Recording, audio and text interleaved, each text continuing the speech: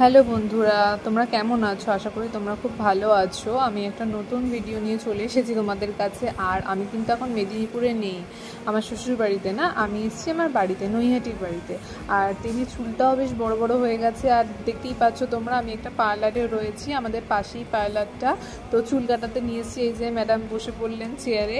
এবারে আর ও চুল কাটানো মানে এক প্রকার যুদ্ধ যাকে বলে। মাঝে মাঝে আয়নায় নিজেকে দেখছে, মাঝে মাঝে বলছে মা আমাকে ধরো, মা আমাকে ধরো, এরকম করে যাচ্ছে। কান্না কাটি সব নিয়ে একেবারে একটা বড়সড় যুদ্ধ আর কি আমরা শেষ করেছি। তো তারপরে সুন্দর করে বসে পড়েছে, চুল টুল কাটলো।